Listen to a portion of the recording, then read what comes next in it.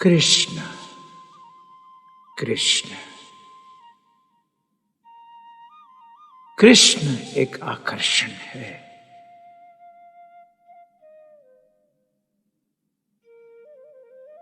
नाम में ही वो शक्ति है।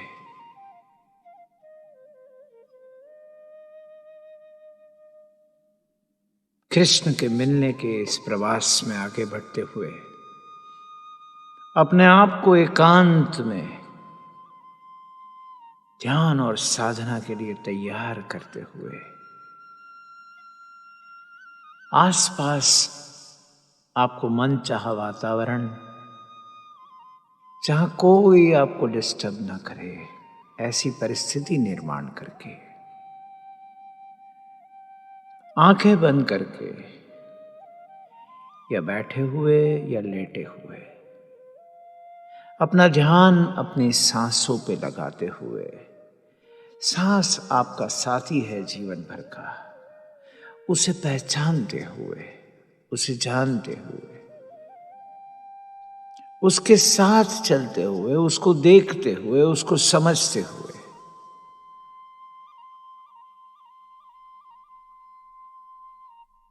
उनकी अंगड़ाइयों को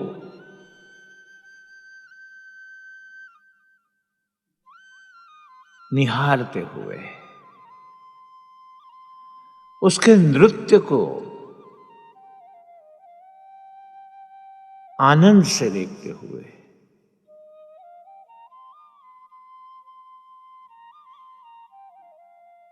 उसकी चाल में अपने आप को डुबाते हुए अपने सांसों की गति को देखते रहिए। सांस कितनी गहरी जाती है और जब बाहर निकलती है तो आसपास के वातावरण में कितनी फैलती है।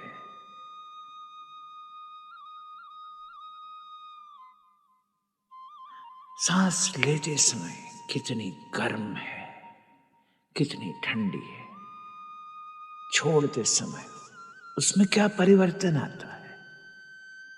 इन छोटी छोटी हलचल को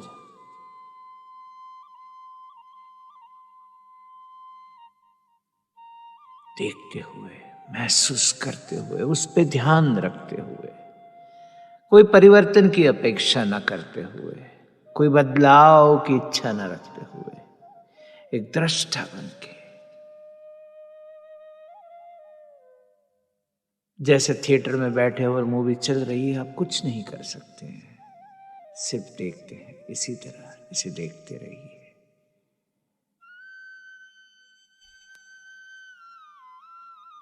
और सांस की गति कितनी है,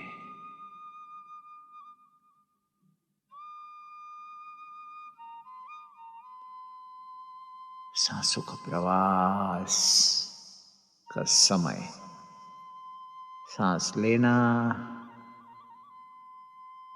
अंदर तक रहना, बाहर निकलना और फिर से आपके आसपास के वातावरण में उसका घुलना। बस कितना समय लगता है, उसे देखते रहिए, डूब जाइए अपनी सांसों के साथ। और ऐसे ही आपकी सांसों के साथ जब आपके शरीर में आप प्रवास करते हो तो आपकी एक अनंत ऊर्जा जो आपके अंदर है, जो ऊर्जा आपका अस्तित्व है, जो ऊर्जा सही मानों में आप है, जो आपके शरीर, आपके मन, विचार, भावनाओं से अलग है, दूर है, निर्लेप है, निरंतर है, उस ऊर्जा को, जो ऊर्जा का स्वरूप एक कण काला, एक कण सफेद, ऐसे चमकता हुआ एक गोला, लेकिन कण कण में अंधेरा, कण कण में उजाला, वैसा एक स्वरूप आपका आपके हृदय से बाहर निकलता हुआ, गति करता हुआ, गोला बनाता हुआ, नृत्य करता हुआ, छटपटाता,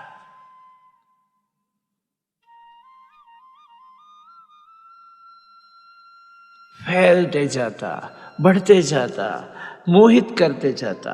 आपका पूरा ध्यान, पूरा लक्ष्य इसी के ऊपर और आपके आसपास के वातावरण में आपको उसके अंदर समा लेता है। आपका शरीर खो जाता है, आपका मन नहीं रहता, आपकी बुद्धि बह जाती है, आपका सिर्फ रह जाता है वह अस्तित्व। इस अस्तित्व को जैसे ही आप महसूस करते हो, कृष्ण आते हैं।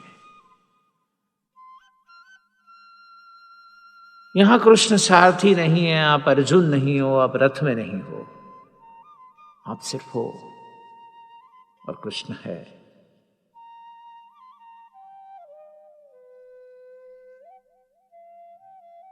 और कृष्ण कहता है कि मुझे पता है कि तू लिप्त हो गया है, आसक्त हो गया है, यानी तू मोह में बंध चुका है किसी से। तूने क्या किया, तूने क्या पाया, तेरे कौन से काम पूरे हुए, तेरे कौन से काम अधूरे हैं, तूने क्या कर्तव्य किया, क्या नहीं किया, इसी खेल में तू उलझा हुआ है। तुझे और क्या करना बाकी है, तू और क्या चाहता है, इसी द्वंद में फंसा हुआ है।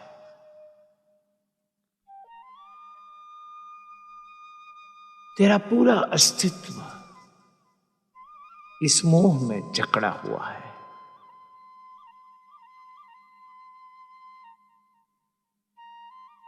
तू साइकिल चलाता है तो दोनों पहियों को कैसे स्थिर रखता है, तभी तेरी साइकिल चलती है। लेकिन जब तू मोह में फंसता है तो तेरे जीवन की तरह तेरी साइकिल भी लड़खड़ाती है और साइकिल की तरह तेरा जीवन भी लड़खड़ाता है। तू और फंसते जाता है, तू और अटकते जाता है पाप और पुण्य में। क्या करूं क्या ना करूं, कौन सा काम सही है कौन सा गलत है, उसकी परिभाषा भी तू ही बनाता है।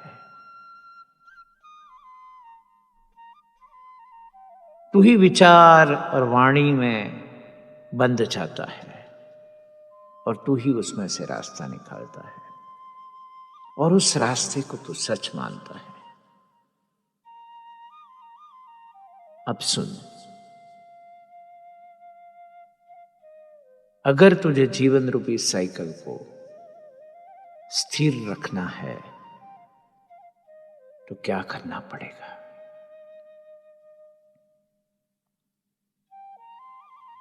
अपना मोह चीजों में से कैसे हटाएगा? तो तूने जो किए हैं काम और जो तेरे अधूरे हैं उसको एक मान, समान मान, दोनों एक जैसे हैं वैसा मान। तूने जो सिद्ध किया है और जो सिद्ध करना बाकी है उसे भी समान मान। ऐसा करते ही धीरे धीरे तू आसक्ति से मुक्त होने लगेगा। तू समत्व के भाव में आएगा, तू स्थिर होने लगेगा और जो भी कर्म, जो भी काम तेरे सामने आते हैं उसे कर्तव्य समझ के करते जा। बहते जा पानी में। ये हिसाब किताब छोड़ दे, ये अच्छा बुरा छोड़ दे, ये अधूरा पूर्ण छोड़ दे, ये मिला ये मिलना बाकी है उसे छोड़ दे, और बस सब कुछ पूर्ण है। इसी तरह समभाव में रहते हुए, समभाव, एक जैसा भाव रखते हुए, समत्व में, यानी कि दोनों तत्व एक है, बराबर है, ऐसा मानते हुए तू जो भी करेगा वो तेरा योग बन जाएगा, और यहां से तेरी आसक्ति मिटना शुरू हो जाएगी।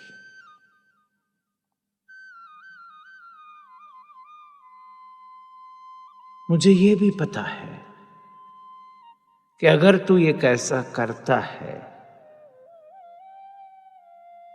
तो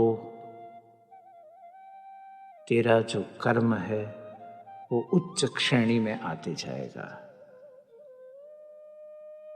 तू तेरे बुद्धि योग से आगे बढ़ता जाएगा,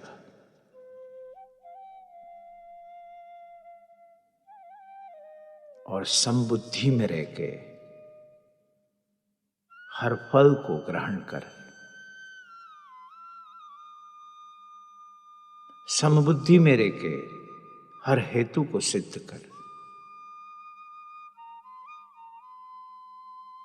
अपने आप चीजें बनती जाएगी।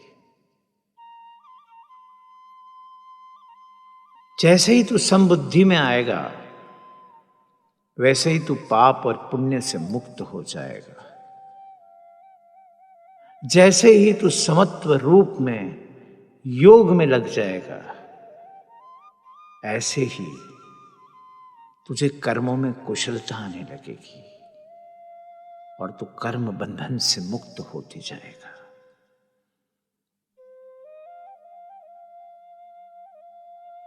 कि मान ले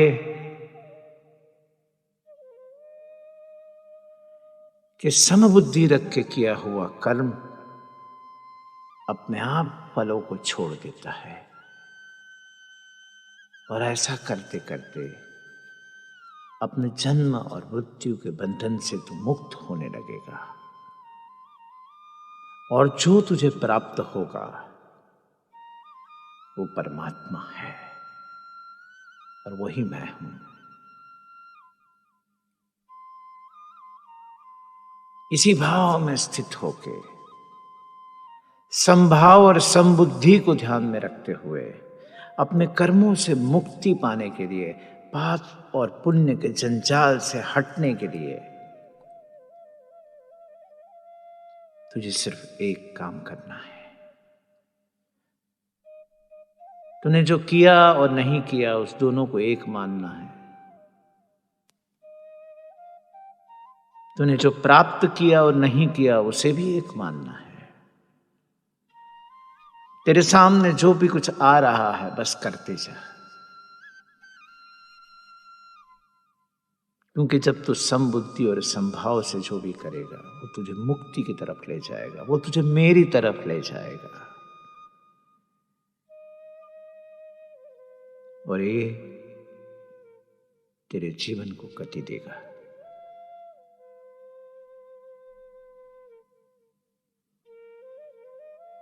श्री कृष्ण, श्री कृष्ण, श्री कृष्ण में अपने भाव को स्थित कर